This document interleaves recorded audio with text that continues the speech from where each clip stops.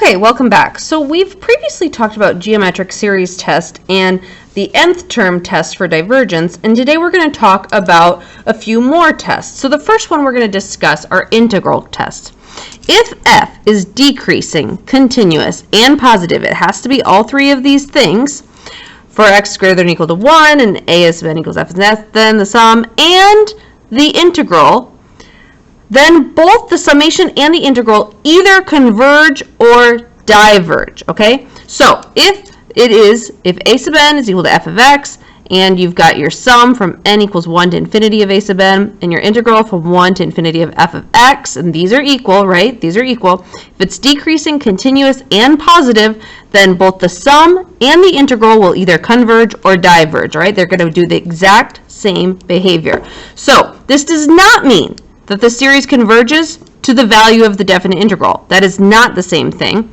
And just so you know, the function only has to be decreasing eventually. So it could be something, like this, or it could be something like this. Like eventually it's decreasing, right? That went up, but it shouldn't, okay? All right, so let's determine whether the following series converge or diverge, and then if they converge, we'll find an interval which the sum resides using S of 4. All right. So we have here the sum of from n equals 1 to infinity of n over n squared plus 1. Well, let's look at that actually as an integral. So I'm going to rewrite this as the integral from 1 to infinity of x over x squared plus 1 dx. Okay. Now I can rewrite this because this is, do not be frozen, please.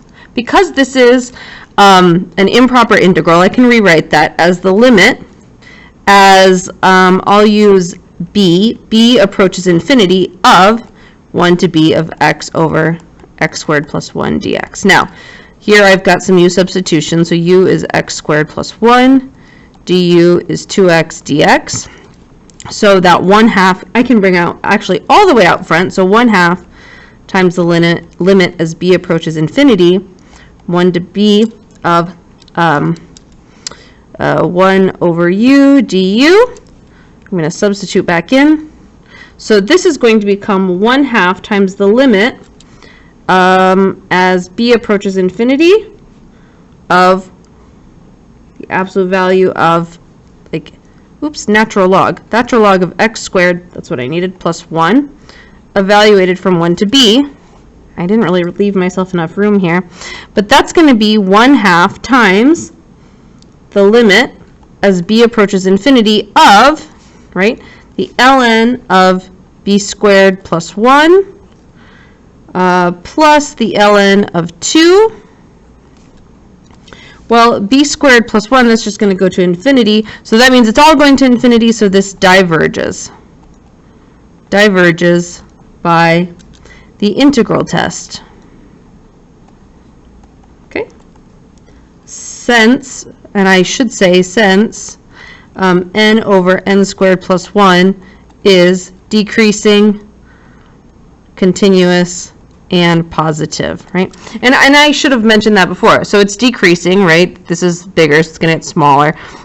It's continuous, it goes on, there's no break here, and it's positive, right? Okay, let's do this one. Here, I'm going to rewrite this as the integral from 1 to infinity of 1 over x squared plus 1 dx. Well, that's actually going to be 1 over x squared plus 1 dx. Hopefully you recognize this, that is arctangent. So I'm going to now rewrite the limit as b approaches infinity of arctangent of x from 1 to b. So that's the limit as b approaches infinity of the arctangent of b minus the arctangent of 1. Okay? Well, what's the arctangent as it approaches infinity? It's going to be equal to pi over 2. And as it approaches 1, it's equal to pi over 4. Okay? So actually, this is finite. So if I take pi over 2 minus pi over 4, that's going to be equal to pi over 4. So that's finite. So the integral and the series both converge by the integral test. And again, we can see that this is continuous, decreasing, and positive. So now we were asked, if they converge, find an interval which the sum resides using S of 4. So S of 4 is equal to 1/2 plus 1/5 plus 1/10 plus 1/17, which equals 73 over 85. I don't have enough room here, so I'm going to show you kind of what this means here. If the series converges to S, then the remainder, R of n, is going to be equal to S, this actual, minus the summation of n here, bounded by 0 is less than or equal to R of n, is less than or equal to the interval here. So this means that it has to reside within S of n to S of n plus R. So, this actually won't be on the BC exam, but I'll explain anyway. So, R sub 4, going back to this example here, R sub 4, our remainder, has to be equal to the actual minus S sub 4, which has to be less than or equal to the integral from n, so here 4 to infinity of 1 over x squared plus 1 dx. Okay, so we already calculated I'm going to pause for a second. Okay, so if we wanted to keep doing this, we would have this contained between S sub 4 and S sub 4 plus our remainder. Well, what's this remainder? So S is going to be contained within S sub 4, comma, S sub 4 plus the integral from 4 to infinity of 1 over x squared plus 1 dx. Okay, so in this case, it's going to be contained in, well, S sub 4 is 73 over 85, which is about 73 divided by 85 is 0.8588, comma, and now we need to find this, all right? Well, this is going to be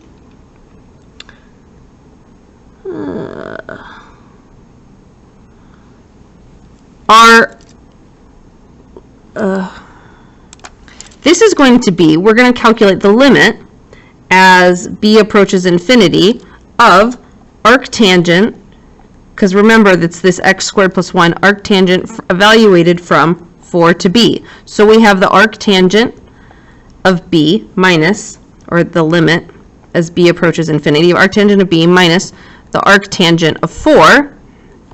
Well, arctangent of b as it goes to infinity, we already know that's pi over 2 minus the arctangent of 4. And if I enter this in a calculator, this is approximately 0.24497. So then I'm going to take this 0.24497 plus this, and I get 1.103802. So what does that mean? Again, this won't be on the exam, so it's not that important, but wherever the series converges to, if the series converges to S, then that remainder, this series, this convergent point, has to be between these values, okay? So we don't know exactly where this series converges, but we know it converges into somewhere between here, all right? Okay, let's continue on. We want to approximate the sum of the convergent series by using 6 terms. Include an estimate of the maximum error of your approximation. Okay, 1 second. Okay, I'm going to actually do this one on a calculator. So I've got the sum as n equals 1 to infinity of 1 over n to the 4th. And we're supposed to approximate this using 6 terms. So we need to calculate s sub 6, and this is going to equal, okay, so I'm going to go alpha, window, 2, and I'm going from 1, oh, why is it y? That's not what I wanted. X to, I'm going to start at 1, and I'm going to go to the 6 terms, because, right, I'm supposed to use s of 6 of 1 divided by x to the 4th. And I calculate this. I get 1.0811, and I'm going to store alpha a as a, okay? So now I know that my number here, remember my my sum has to actually occur between s sub 6 and s sub 6 plus the integral from 6 to infinity of 1 over x to the 4th dx, right? So I know that my actual summation is going to occur between 1.010811, comma, okay? So this is going to be the limit, I'm going to calculate this now, the limit as b approaches infinity of 1 over x to the 4th dx, the integral from 6 to infinity. So that gives me the limit as b approaches infinity of negative 1/3 x to the negative 3rd from 6 to b. So I have the limit as b approaches infinity of negative 1/3 b to the negative 3 minus negative 6 to the negative 3. Well, this is going to go to 0, right? So this is going to be negative 1/3 times negative 1/6 cubed, which is equal to 0.001543. Okay? So, equal to. So I'm going to have a negative 1/3 times negative 1/6 cubed. All right, and I get that number. And I'm going to store that, so store that as alpha b. Okay? Now, all I have to do, I stored this as alpha a, this is alpha b. So I can just take alpha a plus alpha b, and I get 1.082666. And that is where my summation lies between. All right? Simple enough. Okay.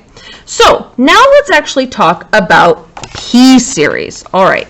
So a series of the form, the sum from n equals 1 to infinity of 1 over n to the p, 1 over is called a p-series, where p is a constant.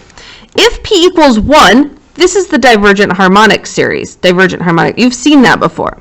If it's less than 1, it's divergent. If it's greater than 1, it converges, but we are not able to really find its sum. Okay, so let's do a few examples here, just 4 quick ones.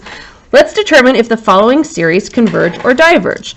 So we have the sum from 1 to infinity of 1 over n radical n. So this is equal to the sum from n equals 1 to infinity of 1 over n to the 3/2. Okay, well in this case, p is equal to 3/2. That's greater than 1, so this is convergent. Okay? Here we have n over radical n, so this is going to be the sum from n equals 1 to infinity of 1 over n to the negative 1/2. So p equals a negative 1/2, which is less than 1, so this is divergent. Divergent. Here we have the sum from 1 to infinity of radical n. Did I do this right? Yep. Radical n over n. Well, this is going to be equal to the sum of 1 over n to the 1/2. P equals 1/2, which is less than 1. This is also divergent. Divergent. All right.